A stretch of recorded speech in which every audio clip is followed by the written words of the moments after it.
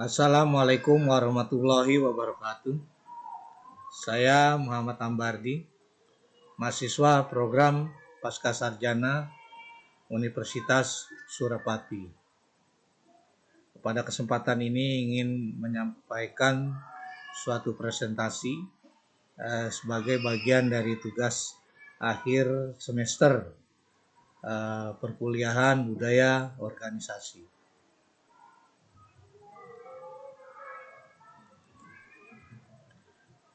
Yang budaya organisasi sendiri disampaikan oleh dosen saya yang bernama Dr. Clara Vidya, STMT.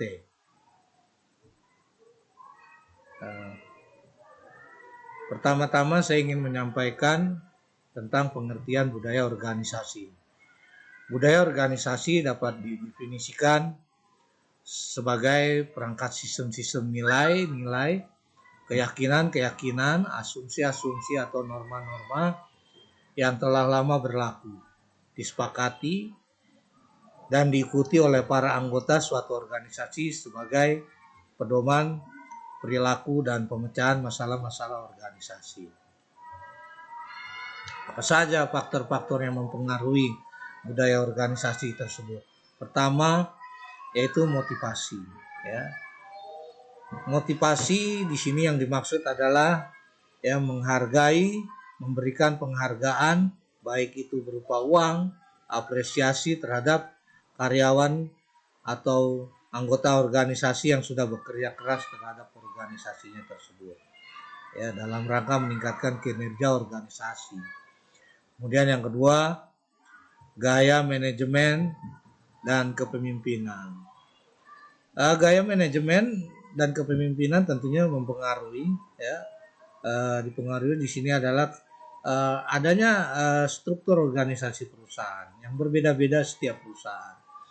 Hal ini dipengaruhi oleh misalnya karena berbeda struktur, tentu kegiatan kepemimpinan juga akan berbeda, dan pengendaliannya juga akan berbeda. Nah, kegiatan organisasi dan pengendalian karyawan juga berbeda. Nah, disinilah makanya gaya manajemen dan kepemimpinan itu mempengaruhi faktor budaya organisasi. Kemudian yang ketiga adalah tentang komunikasi. Bagaimana komunikasi itu berpengaruh? Komunikasi akan berpengaruh bila mana komunikasi itu efektif atau tidak. Pihak-pihak manajemen untuk melakukan sosialisasi sehingga tujuan dan misi perusahaan bisa tercapai atau tidak itu tergantung dari bagaimana berkomunikasi. Yang berikut tentang karakteristik, karakteristik dan struktur organisasi. Karakteristik dan struktur organisasi ini dipengaruhi oleh budaya yang berlaku di dalam organisasi tersebut. Perusahaan yang bergerak di bidang kreatif memiliki budaya organisasi yang berbeda tentunya dengan organisasi pemerintahan. Itu sebagai contoh. Kemudian yang kelima, tingkat formalitas organisasi. Bidang yang digeluti organisasi mempengaruhi budaya yang berlaku di dalam organisasi tersebut.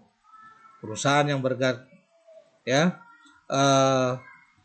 misalnya organisasi yang tingkat formalitas tinggi memiliki kecenderungan untuk menghindari sesuatu yang tidak pasti dan berpegang pada semua aturan. Sedangkan dalam organisasi yang tingkat rendah, karyawan justru dilatih untuk menghadapi kepastian dan ketidakpastian secara kreatif dan mandiri. Yang terakhir yaitu nilai yang dianut individu.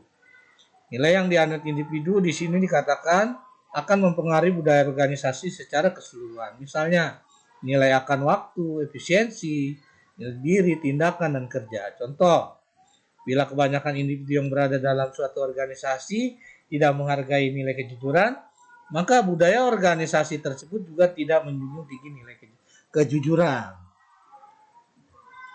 Nah, kekuatan yang mempengaruhi terciptanya budaya organisasi.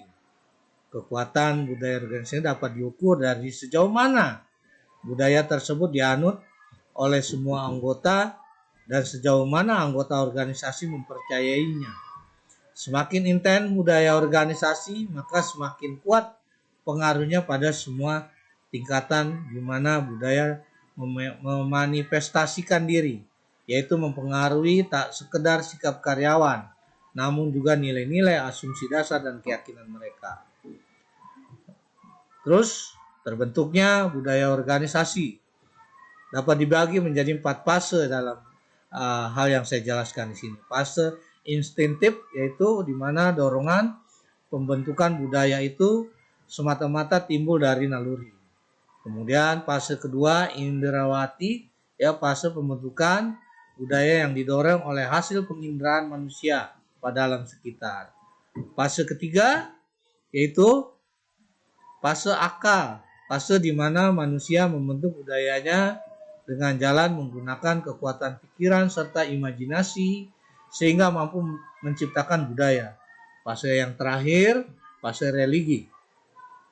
Bimbingan wahyu, institusi atau bisikan yang dirasakan datangnya dari Maha Pencipta, sehingga memberikan dorongan-dorongan bagi manusia untuk melengkapi hasil budayanya dengan nilai-nilai keagamaan. Nah, cara mempertahankannya seperti apa budaya organisasi itu? Pertama, dilakukan pemilihan orang-orang baru, ya, dari orang-orang yang ada, itu sebagai salah satu cara. Yang kedua, sosialisasi dengan mempelajari ikatan-ikatan yang ada di organisasi. Yang ketiga, tentunya melakukan penghargaan yang sesuai dengan budaya organisasi. Keempat, senantiasa memberikan keteladanan, terutama para top manager dan middle manager. Ya, ini yang kita lakukan. Nah, berikut saya juga ingin menjelaskan tentang bagaimana komitmen organisasi, ya, dalam suatu organisasi.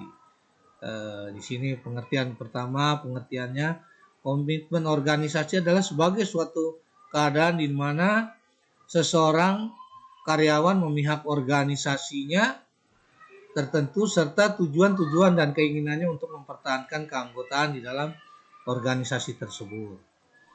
Komitmen organisasi adalah, nih menurut Greenberg dan Baron, ya, adalah derajat di mana karyawan terlibat dalam organisasinya dan berkeinginan untuk tetap menjadi anggotanya, di mana di dalamnya mengandung sikap kesetiaan dan kesediaan karyawan untuk bekerja secara maksimal bagi organisasi tempat karyawan tersebut bekerja.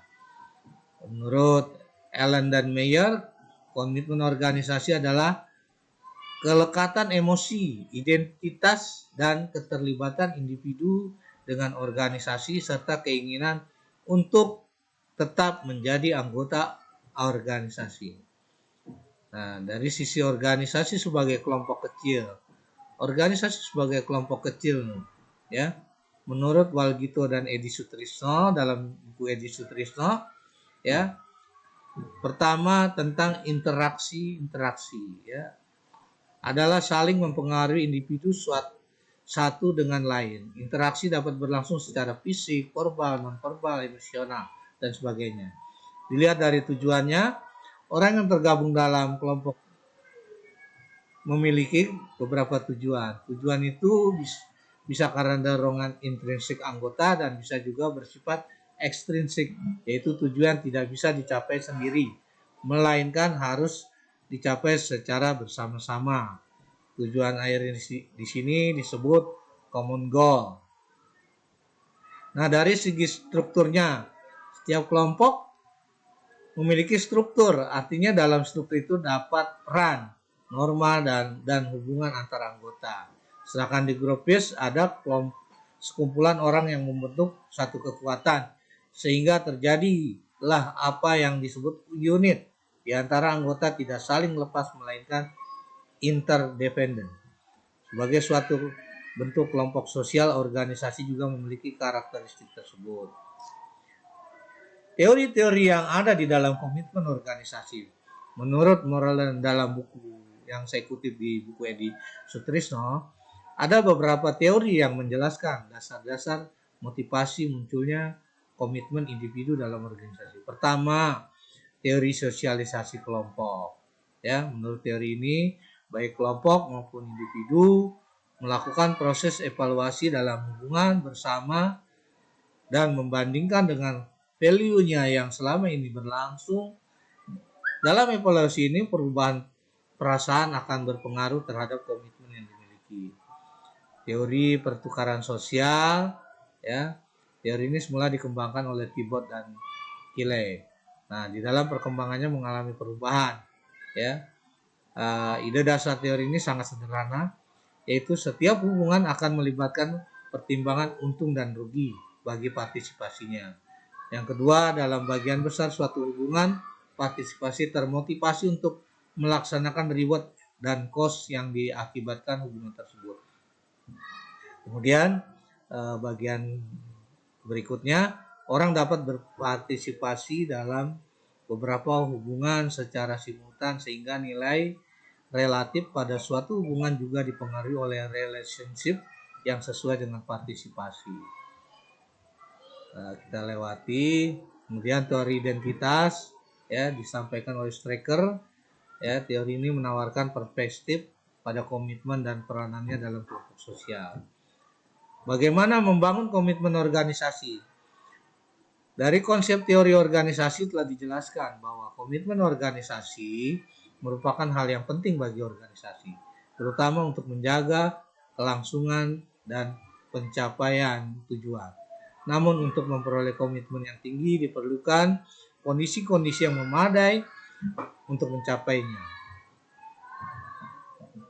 Kategorisasi merupakan proses yang timbul akibat dari pemahaman diri ketika melihat fenomena sosial. Dari pemahaman ini seorang bisa mengendalikan diri dan lingkungannya dengan segala atribut dan sifat-sifatnya. Dalam teori pertukaran sosial, komitmen organisasi akan bisa dicapai apabila yang diberikan organisasi sesuai dengan apa yang dituntut anggotanya, dan sebaliknya apabila yang diharapkan organisasi sesuai dengan besaran kontribusi anggota. Dengan prinsip ini maka komitmen akan dicapai sejak awal rekrutmen dan kontrak. Ya. Ruang lingkup relationship marketing, ya. Saya definisikan di sini sebagai aktivitas menetapkan, menjaga dan memperkuat hubungan dengan konsumen dan partner lain. Keuntungannya sehingga tujuan dari kelompok-kelompok yang terlibat terpenuhi. Ruang lingkup relationship marketing dalam membangun komitmen organisasi. Pengaruh komitmen terhadap relationship intention dikembangkan dari penelitian Moorman, ya, yang menyatakan bahwa pelanggan yang komit dengan relationship dapat memiliki kecenderungan yang lebih besar untuk ingin tetap menjalin hubungan dengan perusahaan karena kebutuhan mereka untuk tinggal konsisten dengan komitmen mereka. Membangun komitmen melalui relationship marketing, ya, menurut Werner, dapat mengkombinasikan kemampuan untuk merespon dan menyediakan permintaan pelanggan dengan baik, serta melakukan hubungan yang intensif dengan pelanggan melalui peningkatan kualitas layanan pelanggan sesuai dengan permintaan pelanggan. Maka perusahaan tersebut dapat mempertahankan pelanggannya untuk jangka panjang. Ya, ini kita lewati ya. Kayaknya sampai di sini saja. Terima kasih, ya, atas perhatiannya, atas atensinya, ya. Demikian. Billahi taufiq wal hidayah. Wassalamualaikum warahmatullahi wabarakatuh.